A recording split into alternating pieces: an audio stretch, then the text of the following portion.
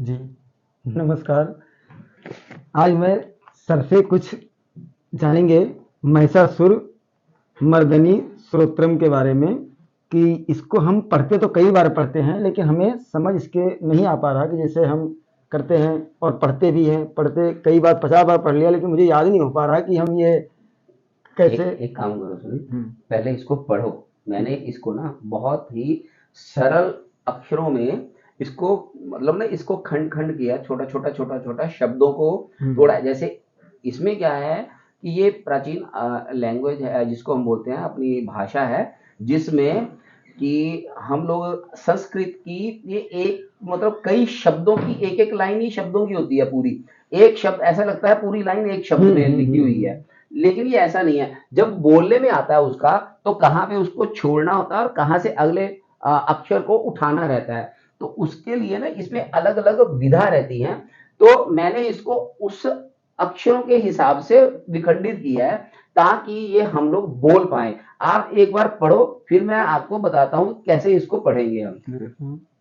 पढ़ो। अय गिरि नंदनी नंदित मेदनी विश्व विनोदनी नंदनुते गिरिवर विंध्य शिरोध निवासिनी विष्णु विलासिनी जिष्णुनुते। इस तरह मतलब ऐसा हमें हमें पूरा ऐसा है ना, ये हमें पूरा फ्लो में तुम फ्लो में नहीं बोल पा रहे। हम्म, बेसिकली क्या है, इसको ना एक शब्दावली को पढ़ के उसको बोलना अलग रहता है, उसको फर्क आता है उसमें। आप लोग तुम क्या कर रहे हो, तुम इसके ना इसको सीधा पढ़ रहे हो, ठीक है। नहीं, इसमें क्या है कि अक्षर इसमें बेसिकली यदि इसको हम बोलेंगे ना तो ये एक तरह से टंग ट्विस्टर बोलते हैं हम इसको। ये आपकी बोलते बोलते जुबान लड़खड़ाएगी इसमें। ये आसान नहीं है। ये ये रचित किया गया है अपना आदि गुरु शंकराचार्य जी द्वारा, ठीक है। पहले मैं आपको थोड़ा सा इसका इतिहास बताता हूँ। इसमें ना दो इतिहास हैं, ठीक है। इसमें एक तो है कांचीपुरम, चेन्नई के पास है कांचीपुरम का मंदिर।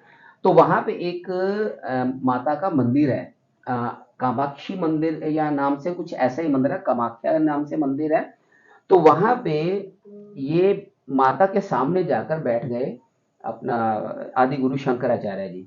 तो आदि गुरु शंकराचार्य जी का वैसे ही वहां पे ध्यान जब लगा तो इनको एकदम से पूरा जो माता के 9 दिन का युद्ध था जो इनके दिमाग में ऐसे चला, इन्होंने चलचित्र की तरह वहां पे देखा और उस इतना अभिभूत हुए। ये हम बोलते हैं इसको एक ब्लिसफुल स्टेट में आ गए।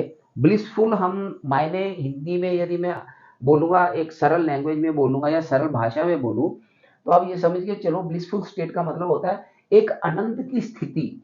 आनंद शब्दों में बहुत कम लगता है, लेकिन एक महा आनंद की जो स्थिति है ना, वो वही समझ सकता है जो उसमें होता है। जब तो वो एक स्थिति में आए तो उन्होंने माता की स्तुति में ये ऐसे मतलब लिखा। इसमें सुनील अकेला शब्दावली नहीं है, माता की वो स्तुति की गई है, माता का वो प्रेज किया गया है जो अद्भुत है। और मतलब मैं तो इसको पढ़ के अभिभूत हो जाता हूँ कि ये लिखा कैसे गया होगा। इसमें भाषा का ज्ञान पूरा चाहिए। जो वो तो माता का जो पूरा जो जिसको बोलते हैं हम युद्ध बोलते हैं 9 दिन का जो हुआ उसके साथ महिषासुर के साथ, और उसमें माता ने इतने दैत्यों का संहार किया, उसको पूरा उन्होंने चित्र के रूप में अपना फिल्म टाइप के रूप में उन्होंने महसूस किया। वो हम नहीं कर सकते, लेकिन जब हम इसको पढ़ते हैं ना सुनिए, तो मन में एक ना अलग भाव आता है इसको पढ़ के कि ये इससे ऊपर कुछ भी नहीं लिखा जा सकता। और हमें समझ नहीं आती तो इसको ये आसान कैसे लिखा गया। इसको आसान कैसे करें हम, इससे क्या है आसान मतलब। देखो मैंने इसको आसान कर दिया है पढ़ने के लिए, लेकिन आपको जैसे मैं पढ़ के आपको सुनाता हूँ, ठीक है। मैं सभी के लिए इसको पढ़ के आपको सुनाऊंगा धीरे धीरे। तो हम लोग 3-3 पहरे कर लेंगे एक एक वीडियो में, ठीक है कि नहीं। तो उसको हम लोग 3-3 पहरे का एक वीडियो बना देंगे ताकि वीडियो ज्यादा लंबा भी ना हो जाए और आप उसको कर भी पाओ, प्रैक्टिस भी कर पाओ, ठीक है। तो आज यदि कहते हो तो हम 3 वीडियो बनाते हैं, नहीं तो फिर अगले वीडियो में बनाते हैं इसको। अब आप देख लो कैसे करना है। नहीं, एक तो करिए पहले, देखो हाँ ठीक है, कैसे तो कहाँ मैं से चलता आपको है। सिखाता हूँ। देखो मैंने इसको यदि आप देखोगे तो ये मैंने बहुत ही एक ये आप यदि लाइन ना उसमें देखोगे क्या बोलते हैं किसी में भी पढ़ोगे या कहीं लिखा हुआ देखोगे किताब में देखोगे तो ये पूरी पूरी एक ही लाइन है हाँ, ये और टफ है वो, एक पढ़े ही नहीं टफ है वो पढ़े एक नहीं जा टफ रहा है मैंने इसको बहुत ज्यादा खंडित थोड़े थोड़े छोटे छोटे छोटे छोटे अक्षरों में कर दिया जहां पे जो बोलना है उसी को एक अक्षर बना दिया मैंने ठीक है अब जब हम इसको शुरू करते हैं ठीक है शुरू करके मैं आपको सुनाता हूं ठीक है आदि गुरु शंकराचार्य जी के चरणों में मेरी वंदना है और माँ महिषासुर मर्दिनी जिसको हम बोलते हैं माँ पार्वती है माँ दुर्गा है ठीक है उसको भी नमन है करते हैं और मैं इसको आपको पढ़ के सुनाता हूँ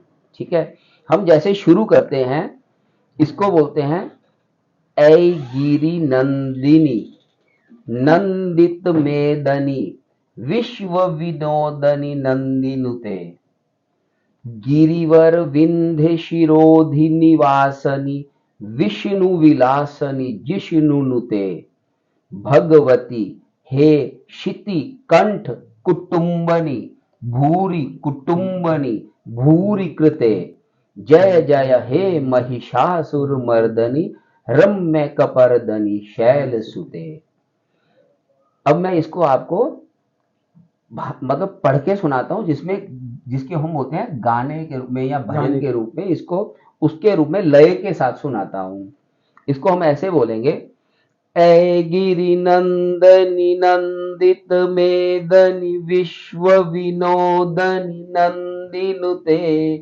गिरिवर विंध्य शिरोधि निवासनि विष्णु विलासनि जिष्णुनुते भगवती हे शिति कंठ कुटुंबनि भूरि कृते जय जय हे महिषासुरमर्दनि रम्य कपर्दनि शैल सुते मां रम्य कपर्दनि शैल सुते ये आपका हो गया पहला स्टैंजा जिसको हम पैरा बोलते हैं पहला छंद हो गया इसका ठीक है उसके बाद फिर दूसरे में आता है सूरवर वर शनि दुर्धर धर शनि दुर्मुख मर शनि हर शरते त्रिभुवन पोषणी शंकर तोषणी किल विष मोशनी घोषरते दनुजनी रोशनी दिति सुत रोशनी दुर्मद शोषणी सिंधु सुते जय जय हे महिषासुर मर्दनी रम्य कपर्दनी शैल सुते इसको अब मैं आपको लय में सुनाता हूं सुरवर वर शनि दुर्धर धर शनि दुर्मुख मर शनि हर शरते त्रिभुवन पोषनि शंकर तोषनि किल विषमोशनि घोषरते दनुजनि रोशनि दिति सुत रोशनि दुर्मद शोषनि सिंधु सुते जय जय हे महिषासुर मर्दनि रम्य कपर्दनि शैल सुते मां रम्य कपर्दनि शैल सुते अब ये हम तीसरे पैरे की तरफ जा रहे हैं तीसरा स्टैंजा जो है इसका वो है माता का एक अद्भुत वर्णन है ये कदम्ब के वनों में वहां जहां पे उसको प्रसन्नता रहती है माँ ये बिल्कुल ही अलग है ऐ जगदम्ब मदम्ब कदम्ब वन प्रिय वासनी हासरते शिखर शिरोमणि तुंग हिमालय श्रृंग निजालय मध्य गते मधु मधुरे मधु कैटभ गंजनी कैटभ भंजनी रासरते जय जय हे महिषासुर मर्दनी रम्य कपर्दनी शैल सुते अब इसको मैं लय में सुनाता हूं ऐ जगदम्ब मदम्ब कदम्ब वन प्रिय वासनि हासरते शिखर शिरोमणि तुंग हिमालय श्रृंग निजालय मध्य गते मधु मधुरे मधु कैटब गंजनि कैटब भंजनि रास रते, जय जय हे महिषासुर मर्दनि रम्य कपर्दनि शैल सुते, मां रम्य कपर्दनि शैल सुते। आज 3 पैरा हम करते हैं, कल को हम इसको एक्सटेंड करेंगे, इसको 6 पैरा या 4 पैरा जैसे भी आपको लगेगा, एक दिन छोड़ के एक दिन बना लेंगे इसको, ताकि आपकी प्रैक्टिस भी हो जाए और आप इसको पढ़ के, ये बेसिकली आपको ना स्लो, स्टार्टिंग में आपको स्लो बोलना पड़ेगा, आपको धीरे धीरे इसको करिए। आप क्या, आप देखते हो मेरे को, ठीक है कि नहीं, होगी सर कैसे बोलते हैं तो हम भी वैसे, मेरे को मैंने प्रैक्टिस की है इसकी, पहले मेरे को 7-8 दिन मेरे को भी लगे हैं इसको सीखते हुए कि बोलना कैसे है, तभी मैंने उसको सीख कर अपने शब्दों के हिसाब से इसको बनाया है मैंने, कि मैं कैसे बोलना है, कौन सा अक्षर किसके साथ जाएगा, वो इस तरह के तरीके से बनाया मैंने ये, बिल्कुल ताकि मैं बोल पाऊं इसको, ठीक है। अदरवाइज तो हम बोल सकते हैं हम लोग, ऐ गिरि नंदिनी नंदित मेदनी विश्व विनोदनी नंदनुते, हम तो बोल ही सकते हैं। वो क्या है कि सीखा मैंने भी ऐसे ही है, पहले मैंने भी वही फर्स्ट गियर से ही सीखा है, फिर आप धीरे धीरे, इतनी फास्ट बोलने से भी, इतनी तेज बोलेंगे तो भी इसका ना जो आनंद है सुनील, इसका आनंद खत्म हो जाएगा। इसका आनंद बिल्कुल स्लो करोगे तब भी नहीं है, फास्ट करोगे तब भी नहीं है।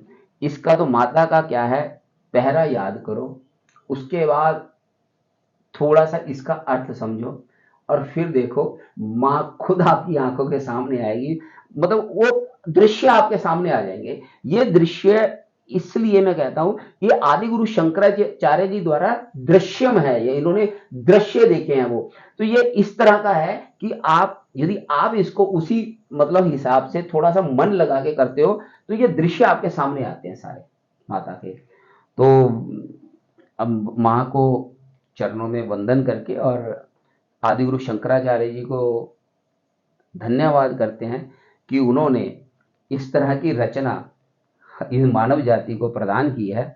मैं उनको धन्यवाद करता हूँ, कोटि कोटि धन्यवाद है, और अपनी वाणी को विराम देता हूँ। नमस्कार।